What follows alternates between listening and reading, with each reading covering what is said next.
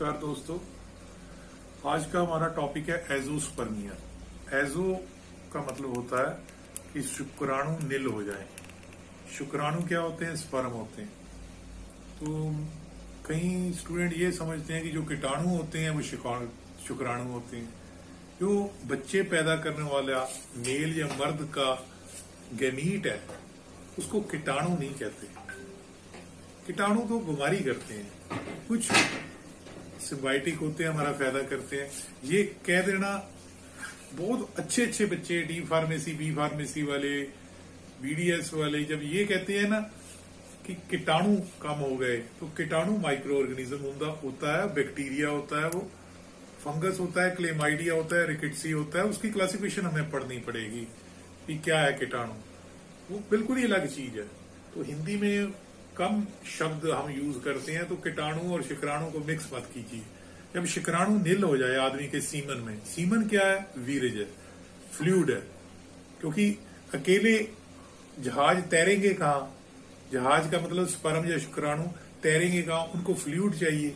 वो फ्लूइड जो seminal vesicle और प्रोस्टेट ग्लैंड बनाती हैं, गदूद बनाते हैं, स्मेल आती है उसमें से, तभी वो स्पर्म को व्हीकल देते हैं। व्हीकल का मतलब ट्रक देते हैं, स्कूटर देते हैं, एक्टिवा देते हैं कि तू चल यहां से आगे। खाने पीने का सामान होता है उसमें से। तो लगभग 24 घंटे शुक्राणु जिंदा रह सकता है, 24 घंटे। और ओवम जो औरत का एग है, उसको एग भी नहीं कहना चाहिए, क्योंकि एग जो होता है उसके बाहर तो कैल्शियम की लेयर है। हमारे औरत के बाहर कोई कैल्शियम की लेयर नहीं है, जैसे मुर्गी का अंडा है। ठीक है जी। तो उसको ओवम कहते हैं। तो नंगा है, वो नंगा है। जो अंडा है वो नंगा है औरत का, और बहुत छोटा है। जो औरत में, लेडीज में ये चीज देखी गई है कि औरत पैसिव होती है, वो रिसीव करती है, आदमी एक्टिव होता है। तो तकरीबन आप बॉटनी पढ़ लें, जूलॉजी पढ़ लें, प्लांट्स पढ़ लें, प्लांट्स पौधे पढ़ लें, एनिमल्स, उनके जो मेल और फीमेल गैमीट होंगे, चाहे पौधे में भी होते हैं। ठीक है जी। तो यही देखा गया कि मेल एक्टिव होगा, उसके साथ पास पहुंच के जाएगा मेल, यानी कि उसका गैमीट, और जो फीमेल है वो पैसिव होता है। दूसरा ओवम जो एग है विदाउट शेल, उसका जो न्यूक्लियस है कंट्रोल करने वाला, एक्सेंट्रिक होता है, हिला होता है, एक साइड पे होता है। उसमें माइक्रोलेसिथल, बहुत कम यॉक होता है, जर्दी होती है। हमारे अंडा जो है हैन का, मुर्गी का, उसमें यॉक ज्यादा होती है, क्योंकि वो मुर्गी का अंडा बाहर गिरता है। यहां औरत में अंडा बाहर नहीं गिरता, शरीर के बाहर नहीं होता। तो इंटरनल फर्टिलाइजेशन होती है, स्पर्म और ओवम में अंदर मिलते हैं, इंटरनल फर्टिलाइजेशन। ये एडवांस करैक्टर है। और जैसे सांप हो गया, कुछ मछली हो गई, तो ऐसे जीव या मुर्गी हो गई, वो एग बाहर देती हैं, तो उनका वो स्पर्म एग पे छोड़ देते हैं, तो कोई एक्सटर्नल फर्टिलाइजेशन है। डड्डू में भी ऐसे है, फ्रॉग में भी, टोड में भी ऐसे है। एक्सटर्नल फर्टिलाइजेशन प्रिमिटिव है, यानी कि वो एडवांस नहीं है। तो शुरू में ऐसे जीव आए जिनकी फर्टिलाइजेशन यानी कि स्पर्म और ओवम मिलते थे बाहर। फिर धीरे धीरे ऐसे आए जो जिनके अंदर फर्टिलाइजेशन होती थी। जैसे एक मनुष्य आदमी अपने लिंग द्वारा इंटरकोर्स करते हुए, स्मोक करते हुए इंसर्ट करता है डीप, लगभग 4 इंच से 6 इंच, और उसके बाद एजैकुलेशन होती है फारे की तरह 6 इंच 9 इंच तक सीमन चला जाता है, जिसमें स्पर्म होती हैं, शुक्राणु होती हैं औरत के उस गुप्त द्वार विजाइना में। तो मेन पर्पस क्या है कि उधर से ओवम आता है और दोनों का मेल हो जाना फर्टिलाइजेशन कहलाता है। मगर हमारे केस में इंटरनल फर्टिलाइजेशन है, और जो दूसरे जीव है प्रिमिटिव है, सिंपल है, एडवांस नहीं है, उनमें एक्सटर्नल फर्टिलाइजेशन है। तो दोस्तों, ब्रह्मांड में जीवों के अस्तित्व को कायम रखने के लिए अपनी जैसी संतान को उत्पत्ति करना जरूरी है। अगर ऐसा नहीं होगा तो नेचर या प्रकृति कि लय बिगड़ जाएगी। रिप्रोडक्शन में बच्चे पैदा करना रिप्रोडक्शन नेचर चाहती है, कुदरत चाहती है। हम कॉन्ट्रासेप्टिव यूज करते हैं, गुस्सा आता है उसको, तभी तो कॉन्ट्रासेप्टिव टैबलेट अगर लेंगे तो क्यों कैंसर होती है। वो तो कहती है कि जिंदा वही रहेगा जो गुर्दा रखता होगा। तो जंगल राज है। सीधे शब्दों में कहें तो संसार में प्रत्येक जीवों को अपनी जैसी संतान को पैदा करने की जरूरत होती है। इस प्रक्रिया में प्रजनन, स्वास्थ्य, रिप्रोडक्टिव हेल्थ का हेल्दी होना जरूरी है।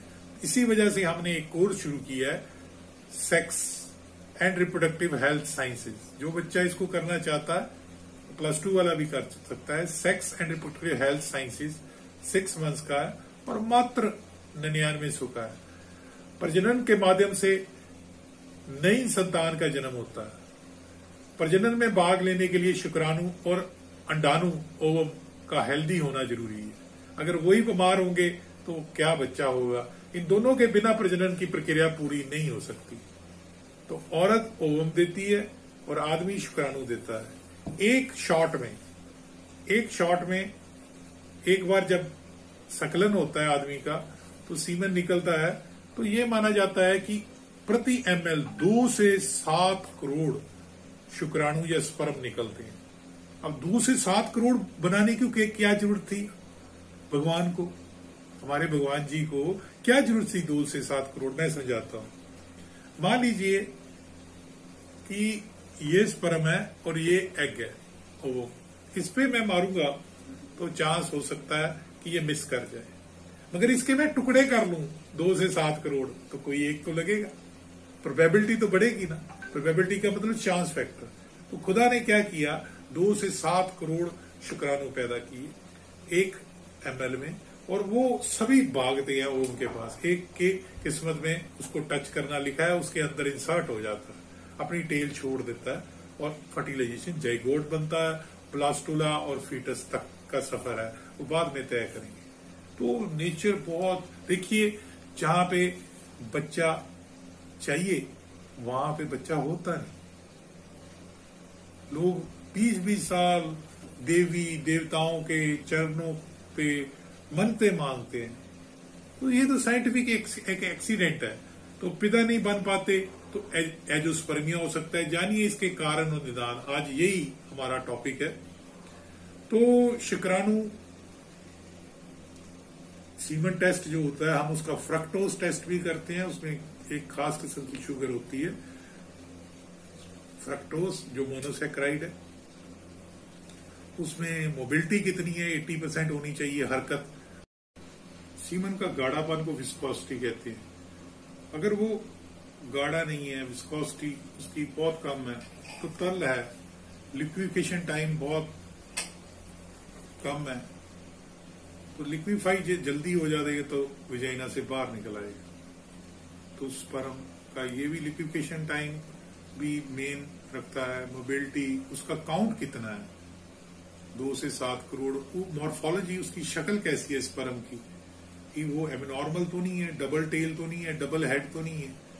तो 10% 5% एबनॉर्मेलिटी तो माना अगर है, तो उसकी ज्यादा एबनॉर्मेलिटी फिर प्रोबेबिलिटी, चांस फैक्टर फर्टिलाइजेशन में कम हो जाता है। अब कारण क्या है, चोट लग गई टेस्टिस पे तो शुक्राणु बनने बंद हो गए। जो प्रजनन प्रणाली है उसमें कोई ब्लॉकेज है, उसके बाद हो गया। या बचपन में मम्स निकलते हैं पैरोटिड ग्लैंड में, वो सूज जाते हैं वायरस की वजह से, और नीचे टेस्टिस सूज जाती हैं।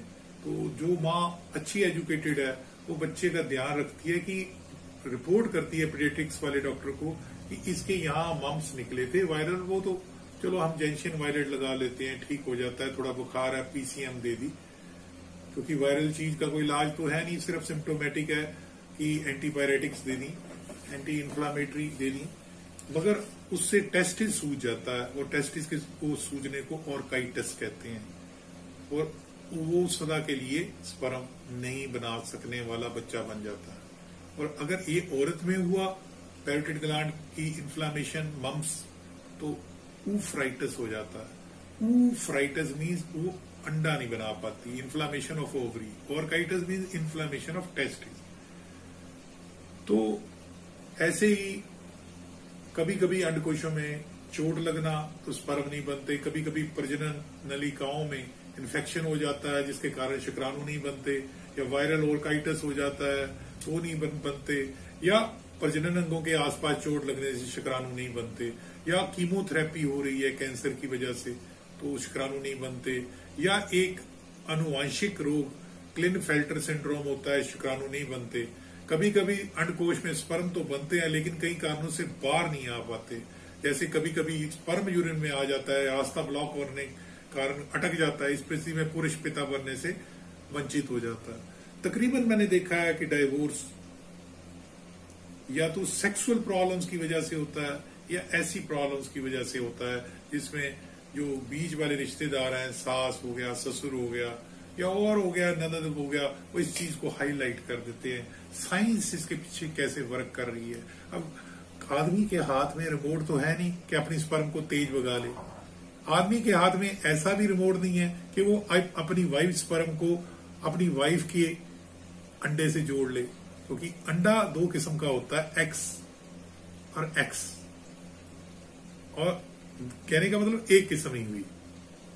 तो आदमी की स्पर्म दो किस्म की है, एक्स और वाई, 50-50। अगर वाई स्पर्म जो है एक्स के साथ मिल गई अंडे के साथ तो अवश्य लड़का होगा। अगर एक्स स्पर्म मिल गई औरत के अंडे एक्स के साथ तो लड़की होगी। अब वाई स्पर्म कोई ऐसी स्पर्म तो है नहीं, हम उसको आइसोलेट कर सकते हैं, मगर वो आइसोलेशन अगर लड़के को बनाने के लिए करते हैं तो ये क्राइम है। तो दोस्तों अच्छा लगा तो लाइक करना, सब्सक्राइब करना और शेयर करना हमारा चैनल। धन्यवाद।